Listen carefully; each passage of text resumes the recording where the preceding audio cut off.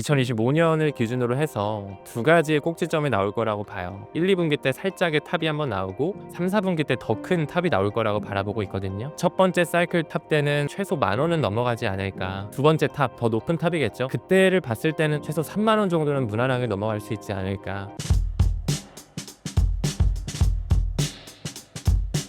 네, 안녕하세요. 신사임당 구독자 여러분들. 또 이렇게 두 번째 오늘 촬영을 하게 됐는데 초대해 주셔서 이렇게 또 인사드릴 수 있음에 너무 감사드리고요. 오늘도 유익한 컨텐츠로 저 또한 많이 좀 노력할 수 있는 모습 보이도록 하겠습니다. 반갑습니다. 문채원입니다. 최근 리플의 뻥튀기 시세 조작 폭로가 있었다고 합니다. 해당 소식을 전해주신다면요? 사실 XRP에 대해서 시세 조작이 있었다라는 이런 이슈는 이번이 처음이 아닙니다. 리또속이라고 하는 그런 말이 괜히 나온 게 아니겠죠. 4년 이상 법적 소송이 길어지면서 호재는 계속 많이 나오는데 가격이 사실 그동안 많이 억눌러 있었단 말이죠. 그때부터 계속적으로 뭔가 시세 조작이 있는 것이 아니냐, 뭔가 기관에서 물량을 컨트롤할 수 있다 보니까 계속 좀 매도 물량을 만들 수 있지 않을까라는 이런 합리적 의심까지 있었는데요. 사실 암호화폐 시장 자체가 아직까지는 시가총액이 현저하게 작거든요. 비트코인을 필두로 한 전체 시가총액이 현재 3.5조 달러 안팎이에요. 사실 이 시가총액 자체는 애플, 우리가 잘 알고 있는 나스닥 회사, 빅테크 회사의 그 시가총액도 못 따라가는 수준이거든요. 그렇다 보니 또 시세 조작이라거나 이런 마켓 메이커들을 활용해서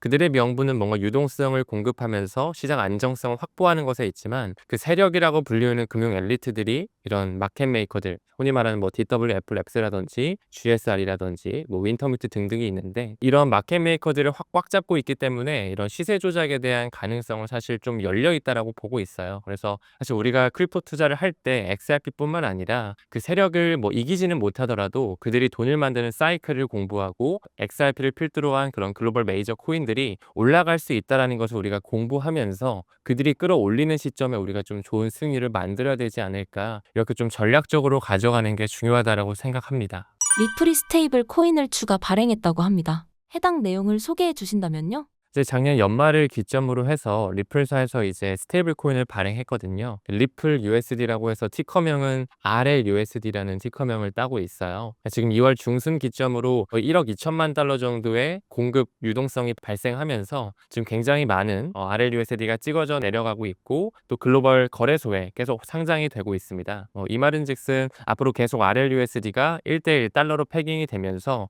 유동성 공급 역할 될 뿐만 아니라 리플 네트워크 위에서 이제 XRP 레저 위에서 올라가 있는 그런 RLUSD 스테이블 코인이다 보니까 국경 간 결제에서 충분히 활용될 수 있는 토대가 마련됐다라고 볼 수가 있습니다. 또한 지금 현재 법정화폐뿐만 아니라 스테이블 코인이라든지 암호화폐까지 이 티커명이 발생을 하면서 미래에는 이런 RLUSD가 스테이블 코인으로서 앞으로 접목이 되면서 점점 시장 캐파가 커질 것으로 바라보고 있습니다. 사실 CBDC의 세상이 오기 전에 이제 스테이블 코인에 대한 세상이 먼저 도래할 거라고 지금 생각을 하고 있는데, 스테이블 코인이라고 하면은 각 정부에서 찍어내는 게 아니라 민간 기관에서 찍어내서 이제 법정화폐와 1대1로 연동된 그런 코인이라고 받아들여 주시면 되거든요. 그 부분에 있어서 달러 기반의 스테이블 코인, 아마 잘 아시는 USDT라든지 USDC가 굉장히 점유율이 높게 차지가 되어 있는데, 이제 작년 말부터 리플사에서 찍어낸 RLUSD도 계속적으로 티커명이 이제 많은 거래소에 상장이 되고 공급량도 기하급수적으로 늘어나면서 그 점유율에 대한 어떤 시장 포션이 점점 커지고 있는 거죠. 그래서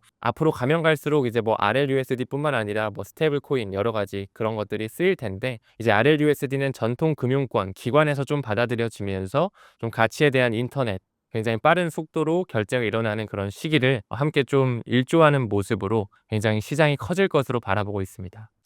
스테이블 코인에 대해서 조금 더 자세하게 설명해 주실 수 있나요? 사실 이제 스테이블 코인과 이제 CBDC, 그리고 또 유틸리티 코인에 대해서 많은 사람들이 좀 개념적인 부분을 못 잡으시는 분들이 많으신데, 일단은 셋 다 코인이죠. 코인이고 블록체인 상에서 이제 결제가 발생하는 그런 코인인데, 어떤 망 위에서 올라가는지가 너무나 중요합니다. 일단은 기본부터 잡고 가면 스테이블 코인과 CBDC에 대해서는 발행 주체가 다릅니다. 발행 주체가 중앙은행에서 찍어내는 것이 바로 CBDC인 거고, 이제 민간 기관에서 찍어내는 코인이 또 스테이블 코인이거든요. 그렇기 때문에 이제 그런 스테이블 코인 같은 경우는 달러로 연동되기도 하고 유로화와 연동되기도 하고 호주 달러와 연동되기도 하고, 각 그런 법정 통화와 1대1로 패깅이 된 하나의 코인이라고 봐주시면 돼요. 유틸리티 코인이라는 것은 뭐냐면 그 CBDC라든지 스테이블 코인이 시장에 나왔을 때 어떤 블록체인 위에서 온체인이 돼가지고 결제가 이루어지는지, 그 결제가 이루어질 때 이더리움 망에 위에서 결제가 이루어진다면 이더가 가스룰로 소각이 되겠죠. 또한 XRP 레저 망 위에서 결제가 이루어진다면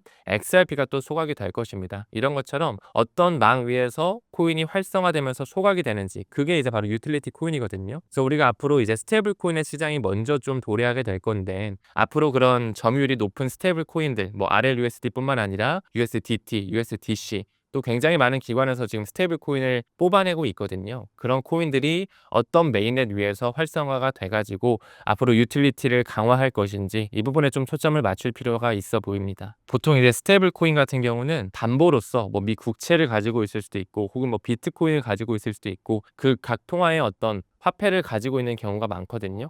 그래서 이제 그 담보를 기반으로 만들어진 코인이기 때문에 그걸 이제 신뢰를 기반으로 해서 우리가 구매를 하는 거죠.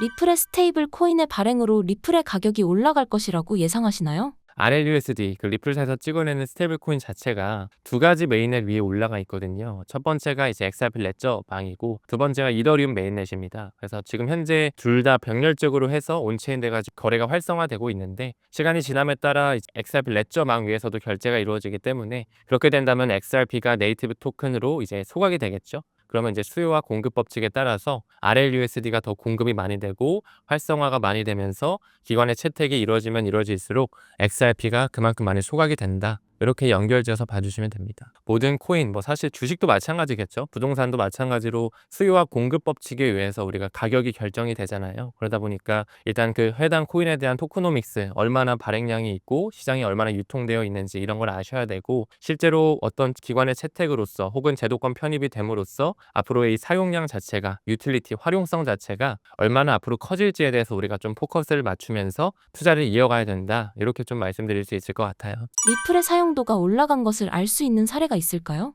거의 모든 코인 자체가 이제 스캔이라고 해서 이제 아무래도 블록체인 기반이다 보니까 실제로 어디로 이동이 됐고, 어떤 지갑으로 이동이 됐고, 어느 정도 소각이 됐고, 실시간으로 얼마나 빠른 트랜잭션을 가지고 원장이 생성되는지를 우리가 알 수가 있습니다. 이더리움 같은 경우는 이제 이더리움 스캔, 이더 스캔의 페이지에 들어가면 알 수가 있고, XRP 같은 경우는 XRP 스캔이라는 홈페이지가 있어요. 우리가 구글에 XRP 스캔이라고 하는 검색만 해보면 실시간으로 XRP가 지금 얼마나 빠르게 소각이 되고 있고, 어느 지갑에서 이동이 이루어지고 있고, 원장은 얼마나 많이 생성이 됐으며 지금까지 이 공급량 1000억 개 중에 어느 정도가 소각이 됐는지, 이런 것까지 확인을 할 수가 있거든요. 그렇기 때문에 미래 이 블록체인 세상에 들어오게 됐을 때는 정말 모든 것이 다 한눈에 들여다볼 수 있는 그런 분산 원장에 대한 시대가 올 것이라고 보고, 앞으로 XRP가 또 기관의 채택을 받고 은행권에서 정말 리플 네트워크가 채택이 되면서 그 ISO 2002라고 하는 시대가 불어오게 된다면 더더욱 큰 소각량이 발생될 것이라고 바라보고 있습니다. 최근 리플 가격이 2월 3일을 바닥으로 급반등했는데요. 이유는 무엇이며 바닥 찍었다고 봐도 될까요? 사실 뭐 XRP의 가격이 계속 오락가락하죠. 뿐만 아니라 많은 뭐 비트코인을 필두로 한 알트코인들도 뭐 호재가 나오고 악재가 나오는 부분에 있어서 가격이 계속 변동성이 굉장히 극심하다라고 볼 수가 있겠죠. 근데 2월 초에 말씀하신 것처럼 약간 올랐던 부분은 일단 그레이스케일이라든지 비트와이즈에서 신청했던 XRP 현물 ETF가 지금까지 SEC에서는 항상 좀 거절을 했었다면은 이제는 좀 신청을 받아주는 스탠스가 좀 있었어요. 그리고 최근에 백악관을 필두로 한 암호화폐 자문위원회 안에 지금 강력한 후보로서 리플의 CEO 브래드 갈링하우스가 유력 후보로 올라와 있거든요. 그렇다 보니까 정말 뭔가 트럼프와의 밀접한 유착 관계가 있지 않을까라는 그런 기대감도 있었고, 또 최근에 리플의 C레벨들과 트럼프가 저녁 식사를 하면서 회동까지 가졌었던 이력이 있어서 이런 부분에서 좀 좋은 기대감으로 살짝 올랐던 것 같은데, 지금은 또 다시 조금 조정기에 있습니다. 그래서 사실 어떤 그런 호재라든지 악재에 너무 일일비하기보다는 XRP에 투자하실 때는 조금 더 중장기적으로 올해 한 해를 보고 또 다음 사이클까지 보면서 XRP에 대한 그런 수량과 내재 가치, 펀더멘탈에 조금 더 포커스를 맞추셔야지만 좋은 수익률을 만들 수 있을 거라고 바라보고 있습니다. 올해 리플의 가격이 어디까지 오를 수 있다고 보시나요? 저는 사실 이제 2025년을 기준으로 해서 크게 봤을 때는 한 두 가지의 꼭지점이 나올 거라고 봐요. 작년 사이클도 마찬가지로 더블탑이 형성됐었는데 이번에는 더블탑보다는 이제 1-2분기 때 살짝의 탑이 한번 나오고 3-4분기 때 더 큰 탑이 나올 거라고 바라보고 있거든요. 그래서 저는 첫 번째 사이클 탑 때는 XRP가 하나 기준으로 최소 10,000원은 넘어가지 않을까, 네, 이렇게 좀 바라보고 있고, 그다음에 두 번째 탑, 더 높은 탑이겠죠. 올해 4분기 정도를 바라보고 있는데 그때를 봤을 때는 저는 XRP가 한화 기준으로 최소 30,000원 정도는 무난하게 넘어갈 수 있지 않을까, 좀 이렇게 생각을 하고 있습니다. 근데 이 가격적인 부분은 제 개인적인 생각이니까 좀 참고만 해주시고요. 일단 강력하게 말씀드릴 수 있는 건 이 2025년 자체가 이제 알트코인에 대한 현물 ETF가 많이 또 출시가 될 것이고 제도권 편입이 되는 시기이면서 또 암호화폐에 대한 그런 기관들, 뭐 거래소라든지 여러 가지 커스터디 회사라든지 플랫폼 회사들이 또 IPO를 준비하고 있는 해이기 때문에 굉장히 좋은 파급력이 좀 나오지 않을까, 이렇게 좀 바라보고 있습니다. 리플 ETF가 정말 생길 수 있을까요? 사실 지금 많은 미국을 기반으로 한 자산 운용사에서 XRP 현물 ETF에 대한 신청을 정말 많이 내놓고 있거든요. 사실 지금 현재 비트코인과 이더리움은 작년을 기준으로 현물 ETF가 완전히 생성이 됐고 올해는 많은 알트코인들이 아마 현물 ETF가 승인이 되고 신청이 되면서 굉장히 큰 파급이 있을 거라고 바라보고 있는데 실제로 지금 한 3가지 정도가 유력한 후보로 떠오르고 있어요. 그중에 이제 XRP가 들어가고 두 번째로는 솔라나, 그리고 세 번째로는 디지털 은이라고 불리우는 라이트코인이 있습니다. 비트코인을 하드포크해서 만든 찰리 리라는 구글의 엔지니어 출신이 만든 건데 이런 지금 3가지의 후보군들이 계속적으로 많은 자산 운용사에서 현물 ETF를 신청하는 과정에 있습니다. 그리고 지금 현재 SEC에 세대 교체가 일어났고 지금 암호화폐에 대한 태스크포스가 결성이 되면서 헤스터 피어스가 이끌고 있으며 지금 현재 잠깐 직무대행을 하고 있는 마크 우에다, 조만간 폴 애킨스가 완전히 위원장 자리에 앉게 되면 머지않은 시점에 ETF뿐만 아니라 법적 공방도 좀 끝나지 않을까 생각하고 있어요. 그래서 사실 ETF가 승인이 되기 전에 먼저 이루어져야 되는 수순이 이런 법정 공방이 좀 끝나줄 필요는 있겠죠. 그래서 좀 빠르면 1분기 안에 잘하면 법적 공방이 좀 끝날 수 있을 거라고 바라보고 있고, 그렇게 된다면 이제 블랙록 세계 최대 자산 운용사에서도 리플이라든지 XRP뿐만 아니라 솔라나 라이트코인에 대한 이런 굉장히 쟁쟁한 후보군에 신청을 실질적으로 넣으면서 신청에 대한 승인 또한 올해 안에 이루어지지 않을까, 이렇게 바라보고 있습니다. 실제로 블랙록 같은 경우는 사실 세계 최대 자산 운용사죠. 1.4경 원이라는 돈을 운용하고 있는 그런 정말 막대한 돈을 자금으로 굴리고 있는 자산 운용사인데 지금까지 블랙록이 SEC에 신청했을 때 그 SEC가 승인해주는 확률이 거의 한 건, 두 건 빼고는 다 승인을 해줬거든요. 승률 자체가 99%가 넘어갑니다. 그렇기 때문에 우리가 일단 1차적으로 좀 기다려야 되는 하나의 호재는 블랙록에서 솔라나든 라이트코인이든 XRP든 그런 현물 ETF를 직접적으로 신청을 해주는 움직임이 좀 굉장히 중요하지 않을까, 이렇게 바라보고 있습니다. 최근 가상화폐 시장에 세대 교체가 이루어졌다는 말이 있는데요. 최근 떠오르는 신흥 인사들은 누가 있을까요?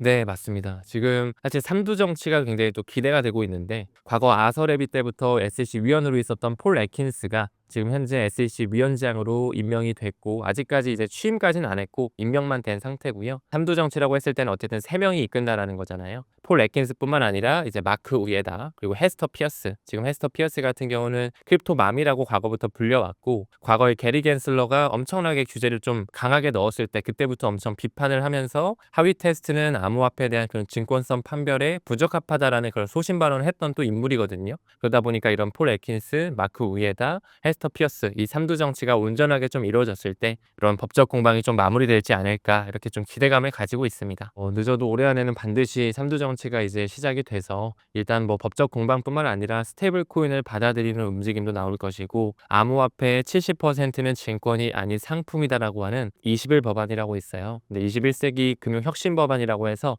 암호화폐 친암호화폐적인 그런 법안이거든요. 이제 이게 통과가 되게 됐을 때 이제 권한권 자체가 SEC에서 이제 미국의 상품선물거래위원회 쪽으로 CFTC 쪽으로 이제 에너지가 위임이 됩니다. 그러다 보니까 점점 이제 증권이 아니라 상품으로 판별이 되는 거죠. 사실 그런 법안들이 조금씩 통과가 된다라고 하면 우리뿐만 아니라 과거부터 바이낸스의 소송이나 코인베이스, 크라켄의 소송으로 약간 증권성 심의에 눌려 있었던 그런 암호화폐들이 조금 더 활기를 필 수 있지 않을까, 이렇게 좀 바라보고 있습니다.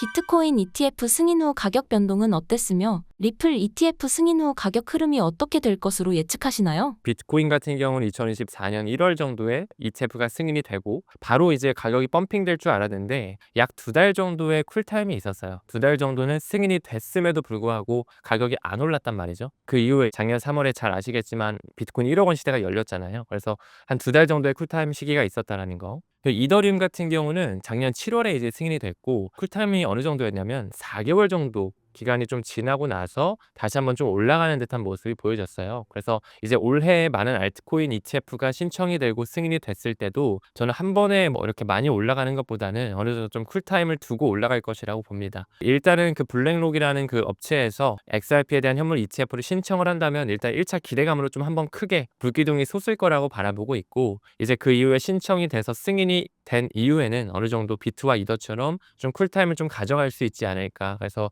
쿨타임이 최대 6개월까지도 좀 길게 에너지를 다시 응축한 다음에 아까 언급드렸던 이제 사이클 탑인 4분기 때 크게 한번 또 갈 수 있는 시기가 연출될 수도 있지 않을까. 이렇게 좀 바라보고 있습니다. 미국 자산운용사들 자체가 ETF를 만드는 이유가 소위 수수료 장사를 하기 위해서잖아요. 지금 뭐 비트코인과 이더리움도 기관의 매수세가 굉장히 많이 들어오면서 또 수수료를 굉장히 많이 펌핑시키고 있고 앞으로는 또 알트코인에 대한 ETF도 많이 뚫리고 또 어떤 혼합형으로 해서 ETF 묶음 상품인 거죠. 비트 이더가 이미 묶음 상품으로 나오기도 했는데 탑5, 탑10, 탑20 이런 묶음 상품이 또 많이 나오면서 또 그들이 수익률을 가져갈 수 있고 수수료를 가져갈 수 있는 잣대가 많이 좀 생길 거라고 보고 있습니다. 이미 프로쉐어즈라고 하는 하나의 자산 운용사 같은 경우는 XRP를 필두로 한 레버리지 상품 뭐 2배, 3배, 뭐 인버스까지 레버리지 상품을 더 출시를 신청하면서 지금 또 굉장히 많은 선물 투자, 현물 투자 그리고 또 파생 상품까지 나올 준비를 하고 있거든요. 그렇기 때문에 그 월가의 세력들 자체가 이제는 암호화폐 시장이 점점 커지고 제도권이 편입되는 그 과정에 있어서 수수료 장사할 수 있는 여러 가지 좀 토대와 파이프라인을 만들어갈 것이다. 이렇게 좀 바라보고 있습니다. 자산시장에서 가상화폐 ETF가 어느 정도 위치해 있을까요? 사실 작년 기준으로 봤을 때 ETF로서 가장 많이 번 그 순위를 한번 우리가 매겼었을 때 탑 10 안에 들어가는 것 중 70, 80%가 다 비트코인, 이더리움에 대한 현물 ETF거든요. 증권 다 포함해서요. 이제 그만큼 큰 자금력이 들어왔고 기관에서도 지금 견심이 엄청나게 많다라는 거. 또 최근에 뭐 미국을 필두로 한 교직원 연금이라든지 공무원 연금에서도 마이크로 스트래티지에 직간접적으로 투자를 하면서 이제 좋은 승리를 또 이뤄가고 있거든요. 또 보수적이라고 잘 알려진 우리나라의 국민연금도 마찬가지로 작년, 재작년을 기준으로 코인베이스의 주식 그리고 스트래티지의 주식을 꾸준하게 매입해 오면서 네, 지금 현재 굉장히 좋은 수익률을 만들어가고 있어요. 그렇듯 지금 아직까지는 기관들이 비트코인 현물 ETF에 직접적으로 투자하는 그런 방향도 있지만 마이크로 스트래티지라든지 일본의 메타플래닛 이런 암호화폐, 비트코인과 굉장히 친화적인 제2의 비트코인 회사라고도 불리우는 이런 증권에 투자를 하면서 직간접적으로 지금 비트코인에 투자를 단행하고 있습니다. 이제 머지않은 시점 뭐 기업의 채택뿐만 아니라 미국의 주정부의 채택, 더 나아가서는 국가 단위로의 채택이 반드시 나올 거라고 보고 있고